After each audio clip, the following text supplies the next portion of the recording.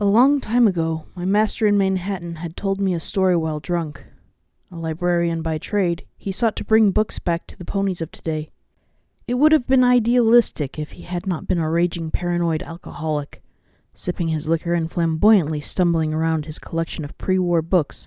He had proudly proclaimed that the dark of the past would only be repeated if we didn't learn from it. I hadn't paid him much attention while attempting to clean up the room behind him. That, and I'd been trying to get past him having forgotten to feed me in 4 days. His distracted rants were my time to steal from his kitchen. Screaming to the clouds above, he had erupted in a frenzied tale of Princess Luna being banished to the dark side of the moon, where she could no longer see the world that she had hurt. She had been trapped in eternal darkness for 1,000 years, and bereft of the sun or the sky. He told how the ordeal had left her a crushed vessel of evil, ready to wreak havoc upon Equestria. I still remembered how he had dropped his glass, grabbed my little face painfully hard, and whispered in hushed, disturbingly psychotic tones. He told that the Pegasi were trying to do the same to all of us on the surface, that after 200 years, the cracks were starting to show, that, trapped in the darkness, we would show the worst qualities we had. The story had passed from my mind as simply a hatred of my wings, but now in the present day, I wished I had paid him more heed. Stood within the darkest hole Equestria could ever build. There was no power down here for the lights. The stable was in pitch darkness. I'd once tried turning off my light, and I hadn't even been able to see my hoof in front of my face. I might as well have been Princess Luna on the moon. Like my old master had said, like her, I was isolated and surrounded by the unknown. In my case, with only a malfunctioning and pitifully small pitbuck light to see by. Even my natural eyesight in the dark failed to help me much. With absolutely no ambient light to see by, and the pitbuck's one too unstable, I couldn't focus at all. With courage as highly strung as one overstretched wire on a musical instrument, I had trotted through dead corridors and black voids. Maze-like, they endlessly winded around. Every 10 feet, the pattern repeated in the modular design. A lazy effort by my artistic eye, but right now it only helped to give me the impression that I could be going in circles and not even know it. The sense of claustrophobia was rapidly settling in. Walls I couldn't see felt closer than ever. Once already I had lost my way, and I couldn't have found my way back to the office if I tried. Not that anything was helped by a dead ringing in one ear. The blast of white noise in the office had, I thought, destroyed my sensitive hearing somehow. Burst eardrum? Biological shutdown? I didn't know enough about ears or pony bodies to know. All I knew was that it hurt badly, and the hearing from my right ear was substantially worse than it had once been. Every single step had been an effort. Sweat was clinging to my body from the stuffy underground heat. There was no movement of air, just a humid and musty aura that stunk of chemicals and oil. How had stable ponies gotten used to this? Sometimes I would randomly gasp as I felt the air pressure change, before screaming in terror and galloping backwards. After a few heart-stopping moments of terror, I eventually realized that this area was not reacting to me. Perhaps the ventilation ducts were blocked or broken? There were strange currents in the air, like some impossible breeze or air pressure zone. It was better than my other theory, that the entire corridor had once initiated its deadly purging of life long ago and was still showing the side effects. Sighing, I settled down against the wall and curled up on the damp floor. Clutching my ear gently, I silently willed the sound to return. I prayed deeply to the goddesses. I didn't want to go deaf. Don't leave me with this now. Pressing my head against the wall and whimpering, I eventually realized there were little streaks of water from above ran down edges through cracks and breaches, dripping over my goggles. It didn't help to keep my mind off other bodily problems I was having. My throat was dry and swollen. The temptation to gulp down my rat away to quench my neglected thirst was overwhelming, held back only by the knowledge that that was my only lifeline should I stumble upon a magically contaminated area. Stomach churning, I felt the ache as hunger threatened to become a more immediate threat. I'd spent so long on adrenaline and fear that mere substance requirements were forgotten too easily. Now I was paying the price. If it weren't for the horrific concept of being left down here, I might have just wanted to curl up and cry at the entire situation. Instead, I rather pathetically turned and attempted to lap what water I could dripping from the walls, praying with all my heart that it wasn't contaminated. A sharp taste of iron entered my mouth, but the liquid at least stopped the burning feeling on each breath. Now to just... Turning, my eyes peered through the thick goggles and saw only 3 feet of blank corridor before everything turned into the void once more. That looming, intimidating sight set my heart racing as I felt my body scream at me to follow one simple, logical command. Get out of here. Blank corridors, endless darkness, horrible things waiting in it, lethal ponies stalking its halls, and only 2 friends out there looking for me. Even as I tried to grasp the horror all around me, the light on my pitbuck sparked brighter before beginning to fade away briefly between bursts. Feeling my legs tremble, the darkness seemed to creep closer on every flicker of my pitbuck. I tried to force myself to move, to get active before the shadows crept close enough to take me forever in this metal prison of the past. I tapped my pitbuck, shaking it to try and get the light to work better. Come on, please. A little jostling later and Sundial's pitbuck brought light back to my world. At least 2 feet of light. Keep going. Just keep moving. Don't stop and think. Tramping further, I felt each step with my hoof before placing weight down. Panels shifted uneasily on rusted connections, and I felt some of them bend under me. The continual water damage had, over 200 years, given the construction of this level a noticeably fragile state. The thought of it breaking open and dropping me into eternal darkness below was fresh in my mind while I crept further forward. It was so silent down here, insulated away from the raiders' temporary camp above. As much as I hated to allow my mind to think on the past, the endless monotony and directionless journey was setting my mind to lazily wander against all my best efforts.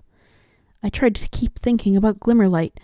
In 6 hours I'd gained a closer friend than I'd had in my entire life.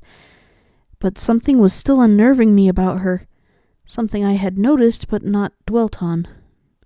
Both Glimmer and I had been through hellish lives. However, while mine was a tragic monotony and inevitability of a sad end, hers was one of depressing loss and crushing pain. She had left against her parents' wishes, lost all of her friends to rampaging raiders who, in turn, had sold her into slavery.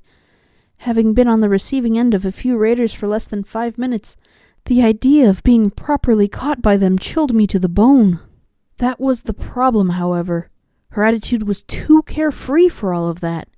I knew ponies could get over some harsh stuff, but something felt different about hers. She seemed effortlessly happy and whimsical. Glimmerlight smiled in Philadelphia, joked with a raider, teased slavers, and carried a positive attitude with boundless humor. Were Brimstone's words that she was simply some pony truly special all there was to it? Really? Even by my weak standards, I couldn't imagine any pony going through all of that and being so unaffected. Even if it was sheer strength, something had to keep her going. And honestly, I was pretty interested to find out how she did it. I could probably use that sort of help. The light flickered again, dying for a few seconds. I felt my breathing quicken, and the darkness began to close in, until I could only see a scant few feet to any side of me. Oh, come on! Please don't! Please don't! I can't see anything! Suddenly, the sound of rending, shrieking metal tore through the cramped environment. Screaming, I hurled myself away from the sound before crying out and clutching my ear. Wailing from the pain spearing through the right side of my head, I felt my balance disappearing, leaving me to stumble and fall until the distortion disappeared. Quivering in a heap, I tried to hold the ear as closed as was possible. It had been a door I hadn't even seen coming or moving in the darkness. Its rusted shriek on opening beside me had almost immobilized me by sound alone, never mind the sudden shock. What was wrong with my ear? The door jammed before continuing to rise. That was something I hadn't encountered yet. Perhaps somewhere inside it I could simply hide under a bed and try with my better ear to listen for Brimstone's big thumping gait? Looking around the doorframe into the black void inside, Eyes stared back at me from a faint outline of some pony reaching forward through the door. The darkness itself was convulsing and forming into something unclear. Almost choking on my cry, I fell backwards, hiding my face and beginning to wail as I hid my vision from the ghostly presence, its faint eyes having been staring directly at me, moving forward. "No! No, no, no, no! Please! Don't!" Nothing happened. Trembling so hard that I could scarcely control my own body, I risked opening my eyes again to see nothing but a dull illumination of my pitbuck that had restarted itself. There was nothing there. What was? I didn't understand. Reeling from dizziness, I pulled my tired and sore body to my hooves and trotted toward the dark room, holding up my pitbuck out in front of me as though the light would ward things off. There was nothing. Instead, I trotted carefully inside, turning back and watching behind me as I retreated into the room. What the hell had that been? Was it just my imagination taking over? Was this stable haunted? Were ghosts driving the horrors being inflicted on raider after slave after helpless pony above? "Hello?" I hadn't whispered fearfully for more than half a second before I face-hoofed myself. Of course no pony was down here.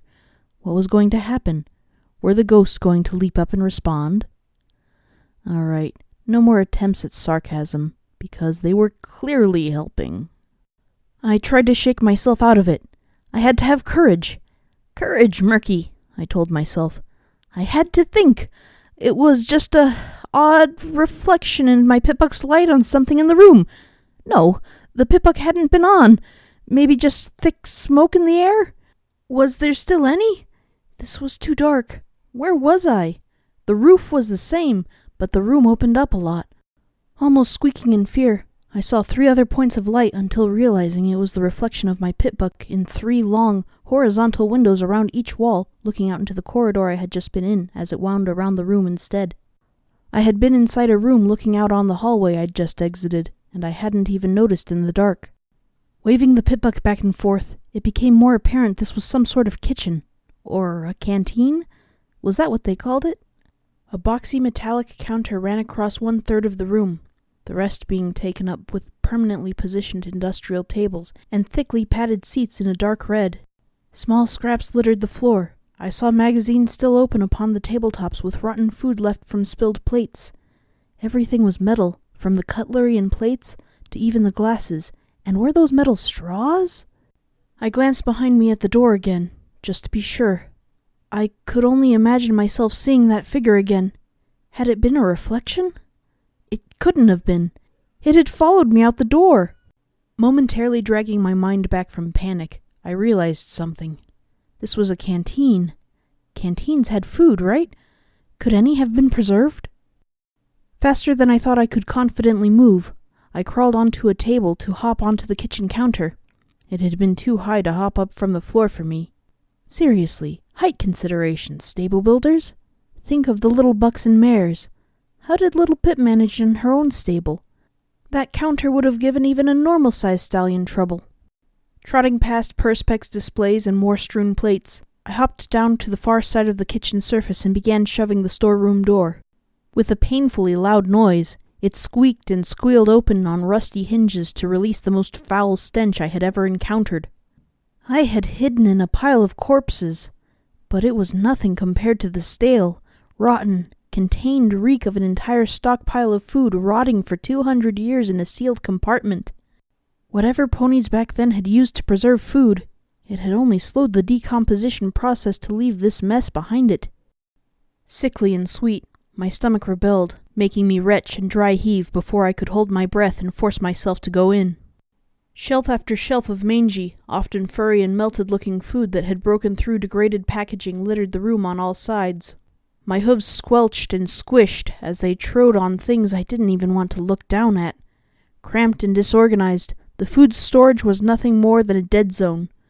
Hope emerged as I spotted 3 fridges at the far end, and with a little work to pull them open, I got a look inside. The first 2 were only repeats of the general storage, but finally, the mare of luck threw me a bone or, in this case, a small sealed tin of... Well, I couldn't exactly read what it was, but a quick examination of the picture revealed what looked like little small things in a red or orange sauce. Shoving the can into a pocket, I quickly retreated from the foul stockroom before I felt the need to breathe again. A quick scouring of the cutlery drawers revealed a can opener. Glancing around once again, I sat down and tried my best to turn it in my mouth. Clearly, the chef had been a unicorn. With a sudden jerk, I felt my mouth slip off the handle and knock against my loose tooth. Holding a hoof over my mouth, I tried to stifle the frustrated shout in anger before thumping the cupboards with my other hoof instead. Taking up the tin, I bit the handle more carefully and managed to pry most of the lid off. The smell was like the one lifeline I had been waiting for. It was fresh tomato sauce around the... What were they? Beans? If they were some pretty oddly shaped beans. Sighing, I still managed to smile and almost nuzzle the tin at the thought of food. While settling it upright, I spotted a host of small cupboards near the end of the kitchen counter's locked gate. There was a big safe sitting below the cutlery. Something to investigate after I'd had my food. Really, I didn't know what drove me. But before chowing down, I found myself climbing back over the counter to settle down on one of the old musty padded seats and place the food on an empty plate I wiped clean as was possible. It felt wrong to just devour the scrap of food in this place. Not when ponies had once dined here properly. It must have made me an interesting sight, sitting there chewing some sort of near-tasteless beans from a plate, while alone in a dark and abandoned stable lit only by one damaged pitbuck and surrounded by the aftermath of an event that likely killed every pony here. Like a ghost of the past, I simply sat and ate, feeling my stomach finally settle down from the small meal. Really, I couldn't help but smile. The tomato sauce was satisfyingly tangy and rich, and the beans gratefully soft and easy to go down my swollen throat. Actual sustaining food going down was a feeling I could not underestimate at this time. For one brief moment of calm clarity, it let me forget about the dark, about the pain throbbing in my right ear, and the dry breathing from sick lungs, to pay no heed to my terror of real ghosts appearing before me, or the suspicion that my rather active imagination was just beginning to send me off the edge of sanity.